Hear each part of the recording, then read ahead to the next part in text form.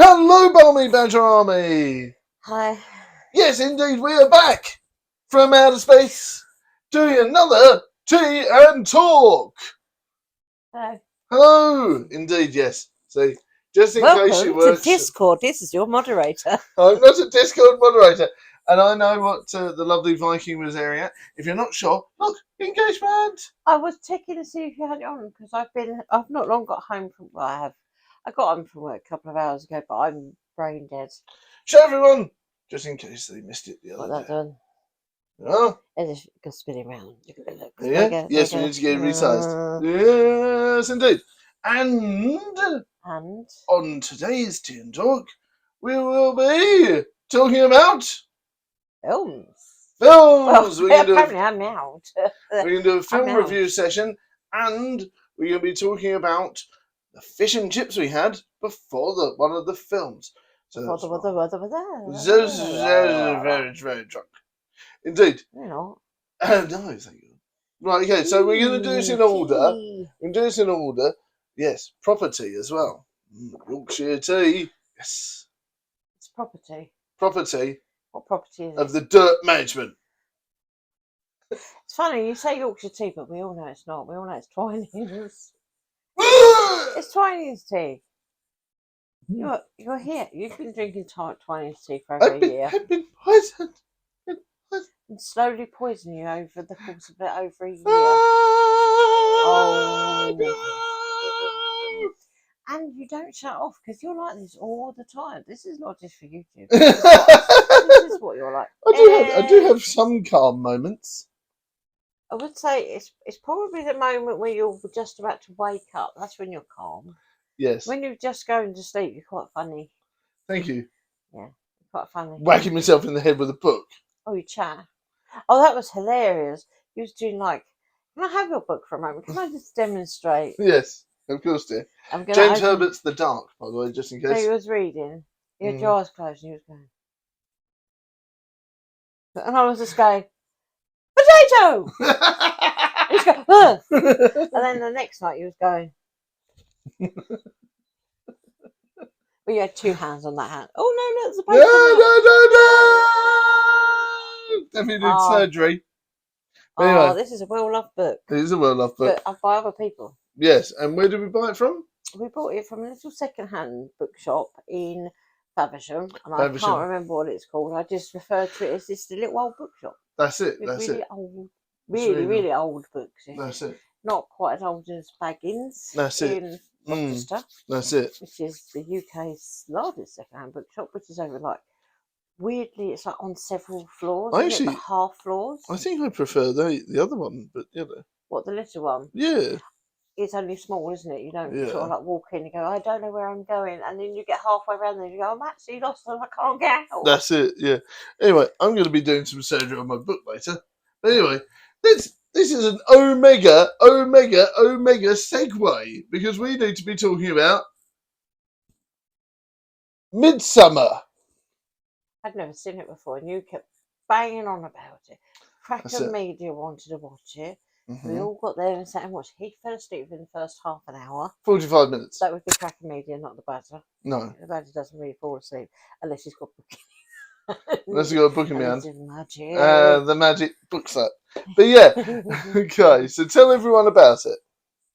I didn't know what it was going to be about, really.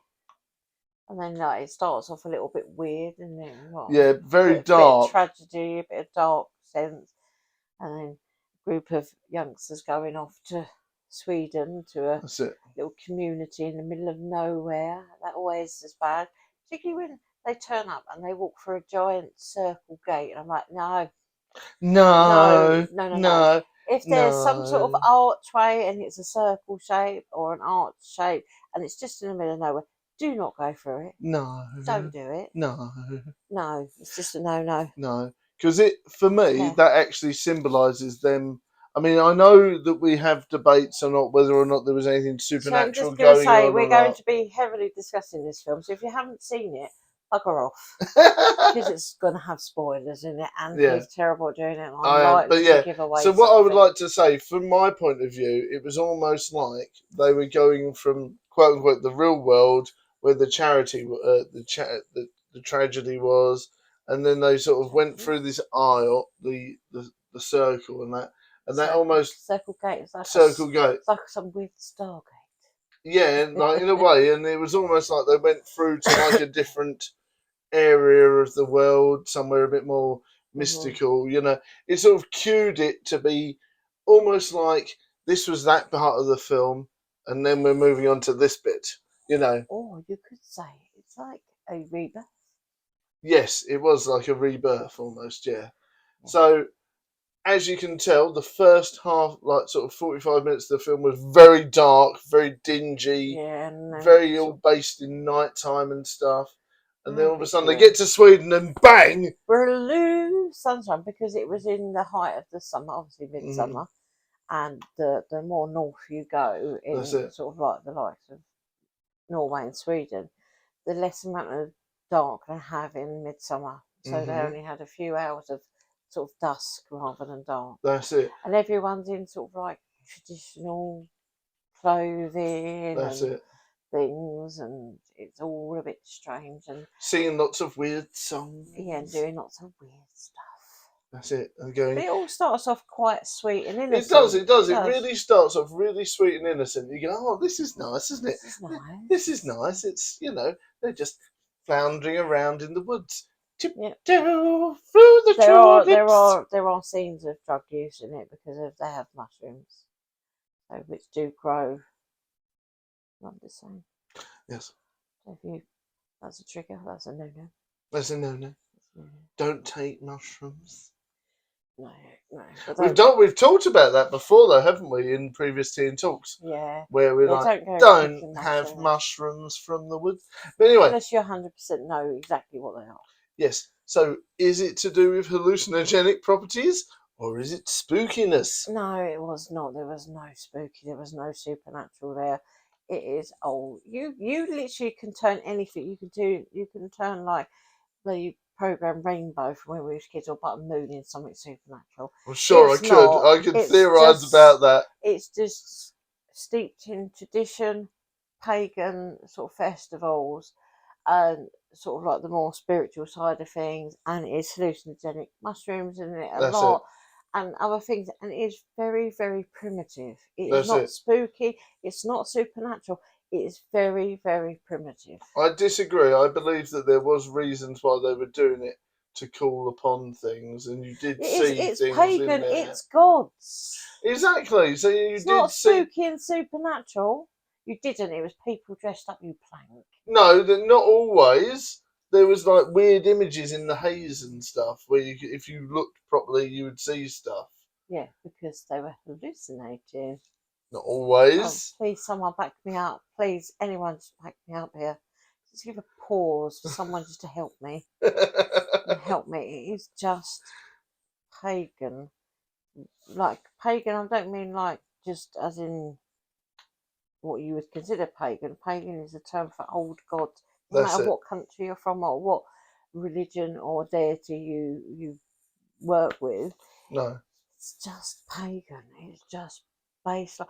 But I picked holes, didn't I, afterwards? That's it. And by the way, guys, we're not talking about pagan in the modern sense. We're not talking about some sort of waste man or some sort of homeless person or something along those lines. We're talking about... Not all pagans are homeless, you know. Mr. Disco Man looks like a hobo wearing his gloves. I'm talking about like the modern, ghetto kids when they go, oh, it's pagan, innit, bruv?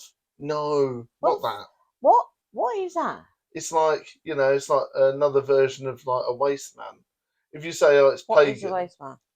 Like a waster. If you say it's like pagan, it means like, oh, it's rubbish.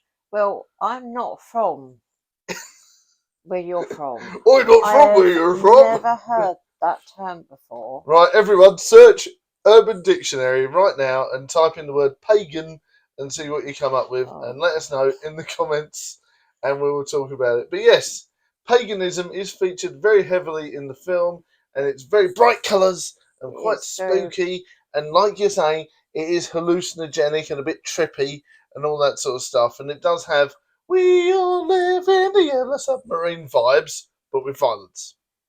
Yeah, there are some violence. Yes, there were some scenes of pretty bright gore as well. It's like very bright gore, because it's very the lighting in it, the colouring choices, the wardrobe, everything about it was like Chef's Kiss. It was really well done. The filming was really well done, and everything, even down to the sound, was so clever. That's because it. they had all this jolly stuff, and when something went wrong, everything just cut, and it was completely silent. So you was there, drawn to it. So that part of it, I really like. But I mean, I had one major flaw with it.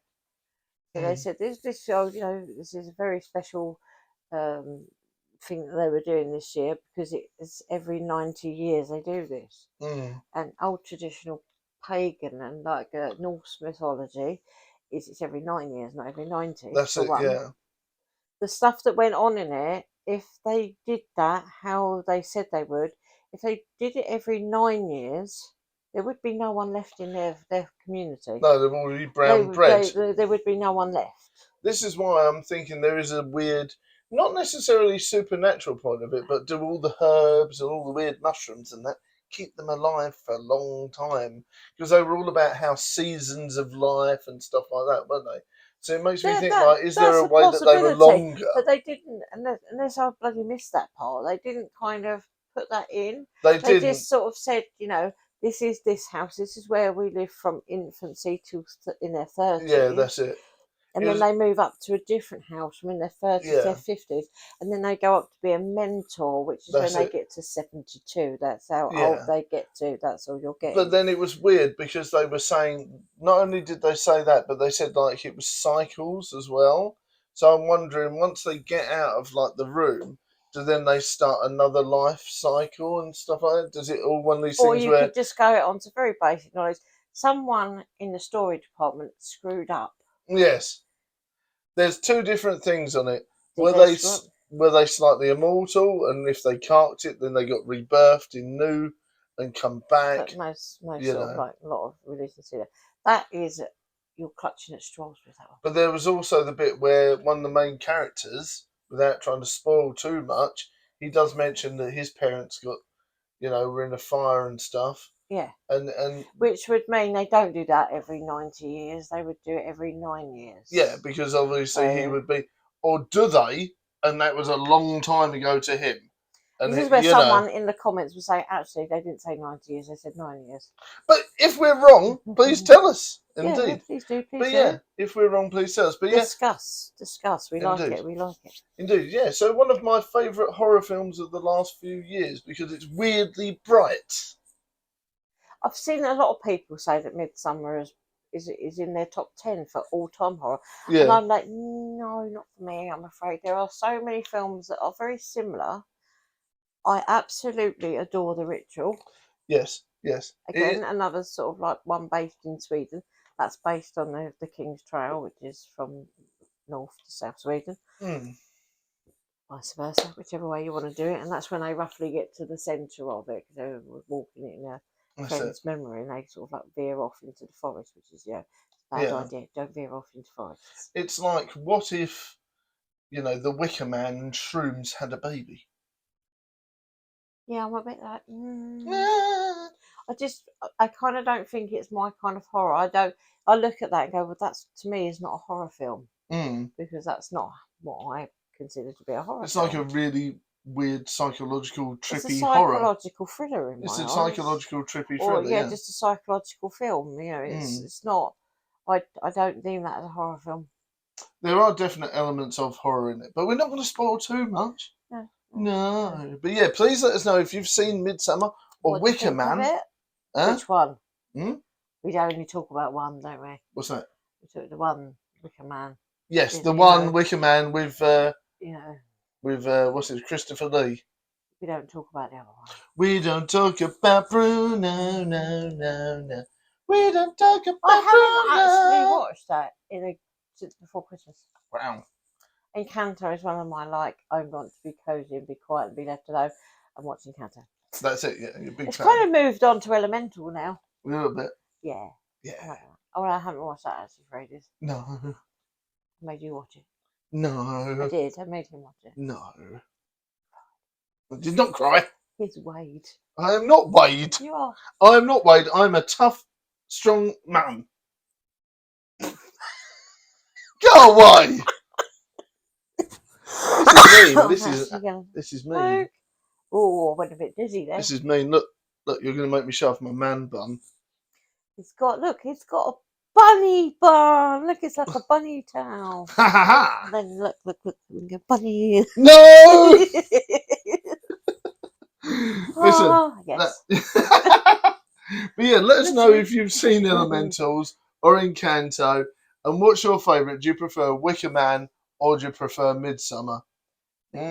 Or do you like the film Night of the Demon, which I'm going to force you to watch at some point?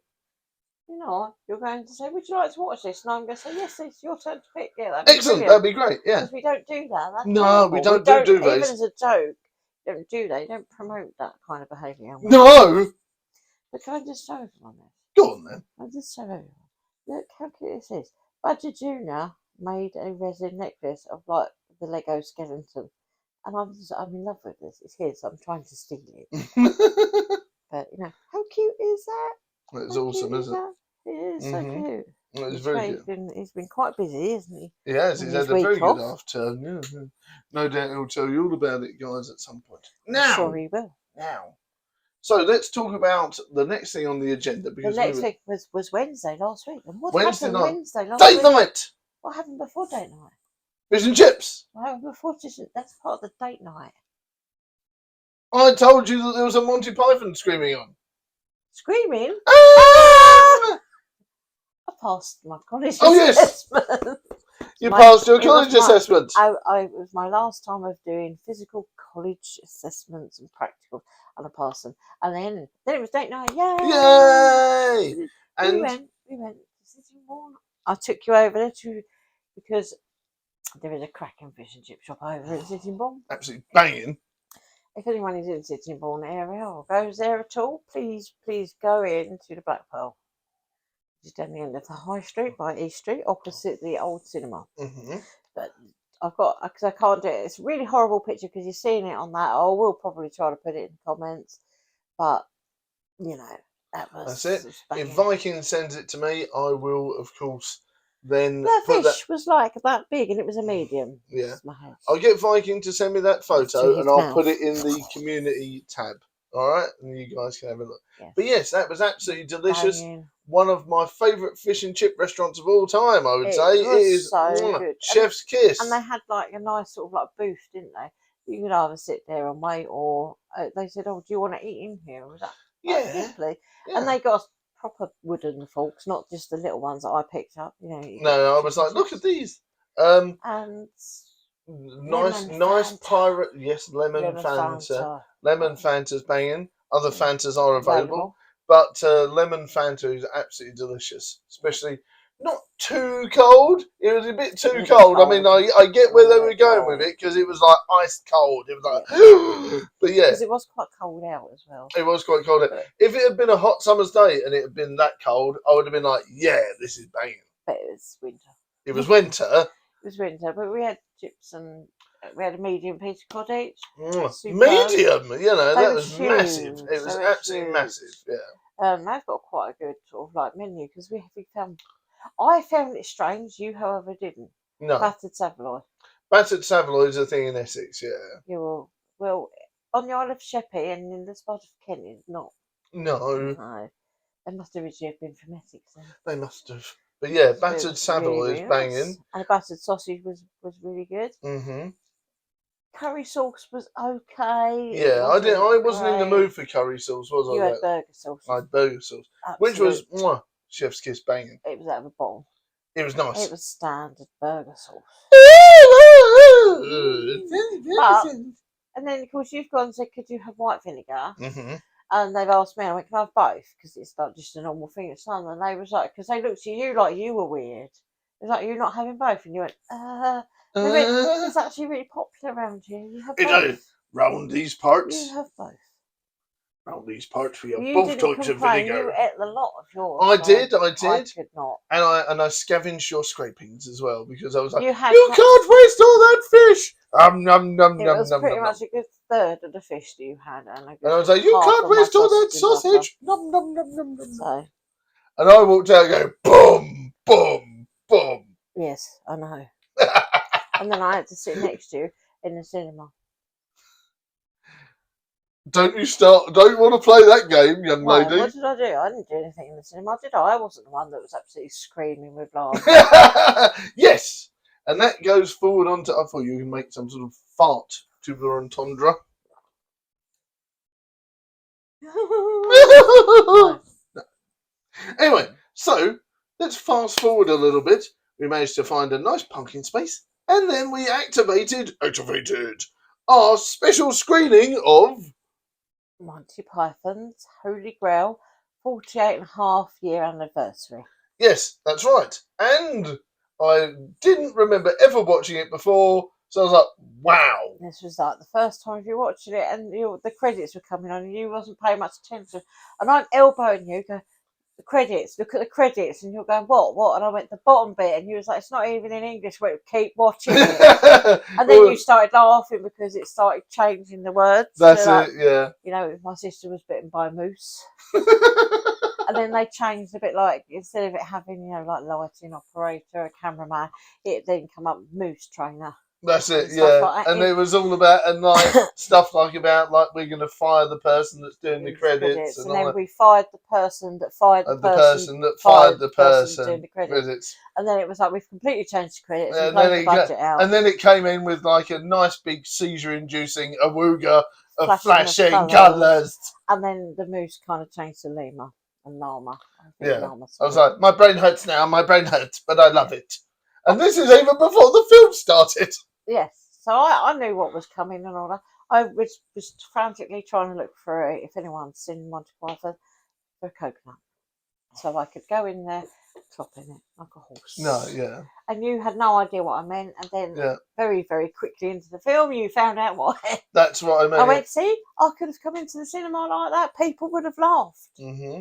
So you manifested. You were like, I want a busy screening. I want everyone chatting. I wanted immersive. I wanted to hear someone screaming, "Nee!" Well, yeah. I mean, and it was me, pretty much. It was you. Yeah, it was you. It went, "Nee!" We didn't quite, you know. It was fantastic for me. I think we need to go to a special immersive screening.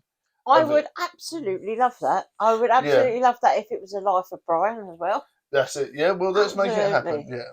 And that was at the Light Cinema. If anyone from the Light Cinema is like watching, can we please try to get an immersive experience? Getting the staff in, they get the staff involved for a lot of stuff. The staff dress up. Yeah. I went on the special screening of Scream. Special screening of Scream 6. That's it. And they had one of their staff dressed up as Ghostface who chased people around at the bottom, which was funny. So I want immersive screens. That's it. I mean, don't get me wrong, and don't get us wrong, the staff are fantastic, and we had loads of fun, and the person that came in and went, enjoy your film and all that was very polite. But yeah, I think you just wanted them to, I don't think they knew the film or anything, because they just went, enjoy your film, everyone. And then they ran off, and I'm like, so they obviously have no idea what this immersive experience, and then someone comes in and speaks before the film starts, we want you to call out parts of the film, we want you to laugh, we want you to do this, and then you could have like random people show up halfway through the film, or you could have them like what do you call it, you know, when flash mob. That's it. You can have them dotted about in there, and they can start throwing fake rocks for like the Life of Brian. Because all they would have needed to say was just make sure you enjoy it, make sure you audience participation. If that was me, I'd have gone like I'd been there. I'd be here. I'd be in the middle of the screen, in the middle of the seat somewhere. So I got involved. That's it. But we really enjoyed it. It was a busy screening. It was. But there was a family behind us with sort of like two, sort of like this, I'd say sort of like between 11 and 13-year-olds. That's it, yeah. And you could hear those two absolutely roaring with laughter. You know, which I thought was fantastic because you've got a hand down on Monty Python. That's it. You cannot let that go. That is so funny. You're going to definitely have to get Badger Jr. watching it at some point. Yeah, maybe. I don't know, because I was watching it before I got there. Yeah. My dad loved Monty Python. You know, so my mum and dad let me watch like It the Clown and bloody Nightmare on Elm Street and all sorts of stuff at a really weird age. And it's not done me any harm. Oh dear. But yeah, comedies and stuff like that are great for everyone. I think it'd be really good. Ah! But yes, I really think it's great that you're able to pass these things down, and it's really fun that everyone can enjoy these sorts of things. Because I don't know if we showed this the other day, but you got a new book, didn't you? Yes. And it's your new Monty Python book. It was from the Papa Book. the Papa Book, which was hilarious. So I've had little looks at that even today, and it always makes me chuckle. But yeah, there's loads of stuff in there that's hilarious. If you can pick up a copy of that. Yeah. Oh, it's priceless. I mean, that was someone's gift. That was someone's gift. And it was from a library as well, so it was second hand. It was second hand. And then it's been second hand. It's probably like fourth or fifth hand now, and that's a treasure.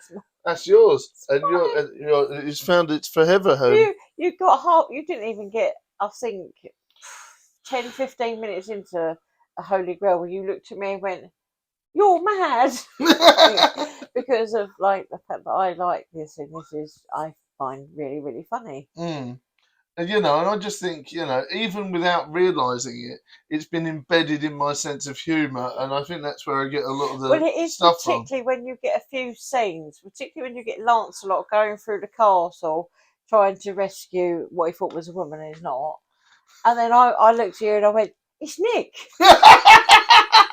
Because of the mannerisms and the way he spoke, not what he was actually doing. That's it, of course. And I was just like, and then afterwards, I was just like, the whole of your channel, you are just the Monty Python crew. It is. I do think like Nick is definitely among John Cleese. Yeah, I wouldn't like to say who I am. That is by no means an insult at all. He would far not, from it. He would not take that as an insult. I'm sure. That is. I would not like to think which. A compliment. Yes, definitely. I would not like to think which one I am though. Oh, Terry Jones. Terry Jones.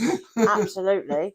And you're going, which one's that? Which one's that? Which one's that? He's often the one that has to dress up as a woman.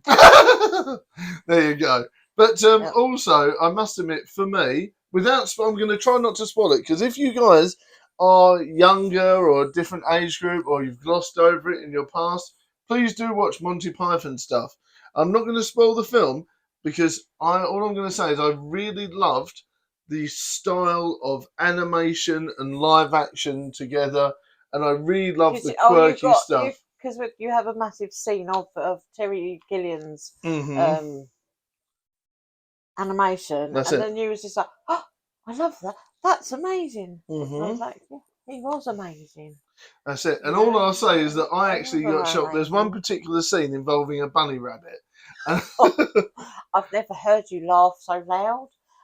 Because I get a little bit concerned taking him to the cinema, because he's very loud. I'm not loud. When he laughs and things, and you hear people go, one person has told you off once before, and we had to move because... Yeah, but that was something slightly different. They were being rude, really.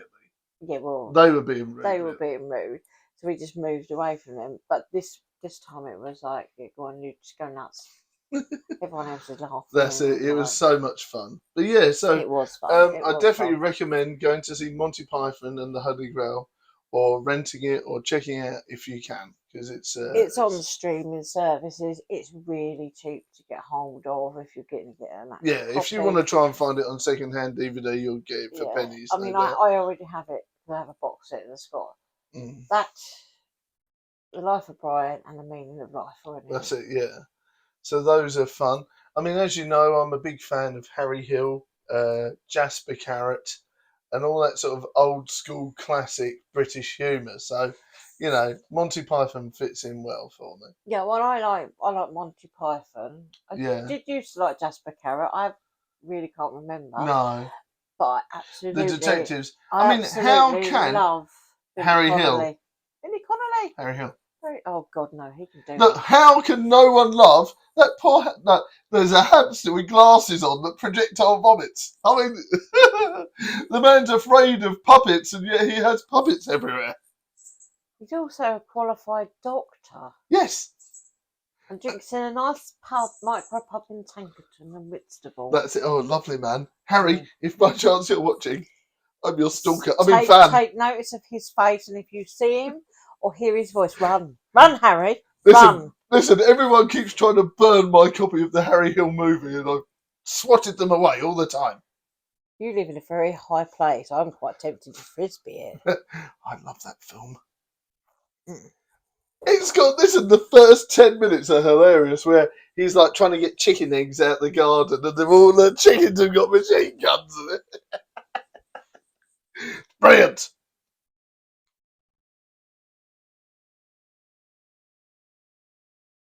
It's fantastic. Right, we didn't, to round off the show. Let's give everything a score. So, what did you make of Midsummer? What's your score on Midsummer? I'd probably give it a 7.5 out of 10. Okay. Because it was really, really well made. That's it. You know, on the art direction and the lighting and that. I think that part was like, applause. Acting was fantastic. That's it, yeah. However, it's just parts of the story just lacked a little. Yeah, and it was a bit convoluted where they were trying to enhance. Considering it is like a 3-hour film, there was no plenty of time to get things right. Yeah, there was no need for it. But I'm like, was it convoluted on purpose? Don't know. It could have been. It could have been absolutely the whole intention to leave it open to interpretation for people. But 7.5 out of 10 is pretty good. Yeah, I agree with you actually on that one, because there was some bits that they didn't need to leave unanswered, and they did. Yeah, and then and sometimes I think even explaining one of the mysteries would have opened up even more mysteries.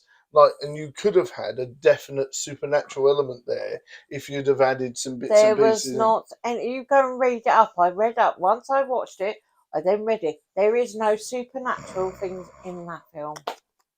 Yes, well, it's under interpretation, isn't it? It's not supernatural.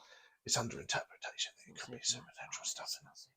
Anyway, 7.5 out of 10 for that. Fish and chips at the Black Pearl. The Black Pearl. Oh, come on. The only thing that let them down was the curry sauce. Yeah. That's a 9.5. 9.5. Chef's kiss. I would say definite 9. It's well worth going over. Yeah. Definitely. Traveling 20 minutes, half an hour, depending on the traffic. If the traffic bad, it's longer. So I would grab that. Because I actually pass a good sort of like half a dozen just to get to it. Yes. And it's always good. I'm always going to not give anything a 10 because I'm like, my price points are always stuck 10 years ago, and I'm like, that's too expensive. That's too expensive. You didn't pay for it. That's too expensive. That's too expensive. Big shout out to Kraken Media for buying us our date night dinner. Indeed. Oh, you did. You did? No, pay for the date day. Oh. London. Oh, yeah. No, we did pay for dinner. I don't remember. He might have done, but yeah. Anyway, big shout out to Kraken Media. Hopefully you got a new film coming out with them soon. Yes, we've done some filming. Hopefully. Yes. But I'm not going to announce that. We're moving on to the Monty Python's Holy Grail. Yes. And it's 48.5-year anniversary. What would you give it out of 10? Well, just for the fact that I know it's probably John Cleese going, I don't know if I can make it to its 50th anniversary. You might have to do it now. That's it. I just 10 out of 10. Experience at the light? That could have been a little bit more immersive than what I thought, but I still enjoy the film and things and the stuff, and so it's still a 9 out of 10. That's it. Just could have had a bit more of like oomph. Yes, I agree with you there. Just needed a bit more oomph from the light to boost it up. Maybe they could have given us some props, and maybe they could have given a bit more direction with the watching the film, saying, you can feel free to do X, Y, and Z. That would be my only qualm. Indeed. Yeah. That's more of some drama group would probably come in to do something like that. Mm-hmm. And I had a film on quickly. It's a very brief one. Should we have a quick brief one? Go on. I didn't make you watch it. I said, can we watch? Mm-hmm. Mother. So that was a film with, I can never pronounce his last name. It's Javier. Jennifer Lawrence. Pretty much a really, really small casting film. Mm-hmm. Was it like 5 or 6 cast? Apart from those big scenes, there's always about 5 or 6 people on the screen at all times if you're lucky. There's 3 or 4. 1 or 2. 1 or 2. 1 or 2, and then you get maybe a couple later on. And it's a very, very confusing film. Mm-hmm. Unless you realise what the heck it is. Don't give away the spoiler. I'm not giving away a spoiler. I'm not giving away any spoilers. Chocolate spoilers. But if you are someone that has difficulty in staying for a film because you're a pattern reader, like myself, I kind of get bored with a lot of films because I know exactly what's happening, what's going to happen. Hence why I was able to manage 3 hours of Midsummer, because parts of it I couldn't see coming. You can't see stuff coming in Mother. No. That's only dodgy. Moving on. And that definitely had weird supernatural elements to it. But it's not. It is. Right, it's really not. If you watch, please go and watch it. If you've seen the film, then and you've understood what the actual story that's going on, then you will know it's not supernatural. It's not supernatural. You can turn literally, honestly. If I gave you a Mr. Men book, you would tell me it was supernatural. There are certain bits in Mr. Men that are spooky. Oh dear. But yeah, look at he's got the long arms. But if you was to give Mother a score out of 10, what would it be? Please be honest. Don't just say things you think I'm. No. I know what you mean. I like the mystery behind it. I like the fact that you don't really know what's going on. I like the weird hidden meanings. I like the weird sort of convolutedness of it. I like the fact that the whole film is under several different interpretations. So I'll give it a firm 6.5. I see. I give it a good sort of like 8.5 because of I kind of got it as I was watching it, and then sort of like understood a little bit, but not until I got to near the end did I click. And once I'd watched it, looked it up, that is the correct. Well, no, it's not so much correct because it is supposed to be out for interpretation. Yes, but it is the most feasible, plausible. There are.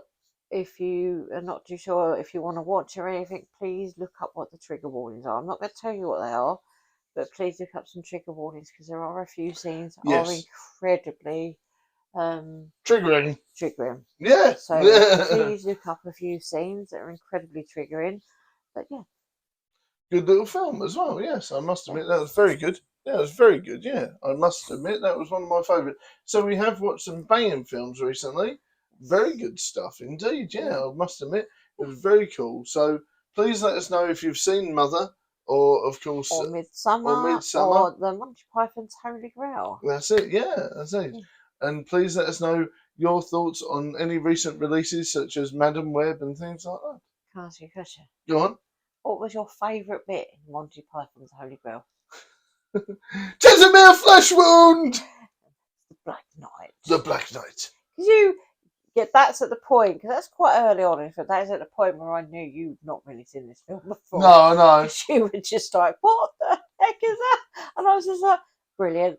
And this is the greatest experience, is sitting there with someone that actually hasn't watched it. That's it. And they find it funny and they don't want to get up and walk out. That's it. We are the knights that say... I found a really great T-shirt. Mm-hmm. And it's got the knight that says "me" on it, but on the side it says, "I used to be an adventurer like you until I took an arrow to the knee." So I absolutely love Skyrim. Yes. And I absolutely love Monty Python. It's like the ultimate crossover T-shirt, and I can't get it in my size. Like, please. No. The person on Redbubble will stop producing it. No. But yeah. So there you go. But yeah. If you think there's any other Monty Python films I should watch... There's only 2 of us. You're going to be watching them, so like it or not. Or if there's any other sort of interesting British comedies you would recommend, apart from Confessions of a Window Cleaner. Bum bum. Any Carry On film. Any Carry On film. Any Carry On I film. like Carry On Screaming. Oh, God. Oh, odd. Oh, odd.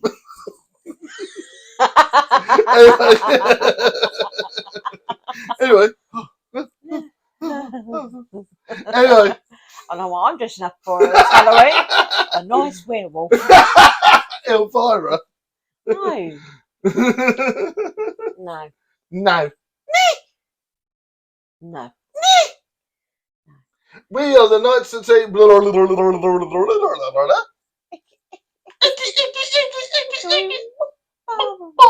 I can't actually remember what they say. I can only remember the first bit. The Indeed. other bit.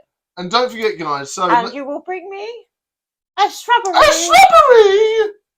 I really like this one. Anyway, but yes, let us know your thoughts on the terms and conditions of today's show. Yeah. Did you enjoy looking up the word pagan in it, bruv? Oh, God. Did you enjoy, of course, Mother and, of course, all the other films, Midsummer and all that sort of stuff? And have you been to any really nice fish and chip shops you would recommend? Actually, it doesn't matter whereabouts in the country you are, or the world, would you do? Let us know what your favourite fish and chip shop is. We could do a tour of the UK or fish and chip shop. That's it. But I'm not going to that really, was it that one that was TikTok famous? No. Was it Bingley Chippy? That's like the really, really long one, and everyone was going to it because it's a really long chip shop, and that's it. And apparently it's not that great. At some point, we are going to visit what I like to deem as the world's smallest Burger King. We are going to go to that, but we need to look it up to see whether it is actually the world's smallest Burger King. Yes. We're not telling you where it is. No. It's going to be fun and games. Right, we've waffled on way too much. Thank you very much. Waffles. Oh, like waffles. Waffles, indeed. Ooh. Chocolate, caramel. No.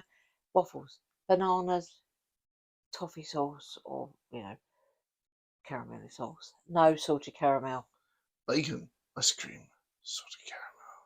I don't want to put bacon on my waffles with my bananas. Egg. No. Egg good? No, this is a dessert, not a breakfast. Egg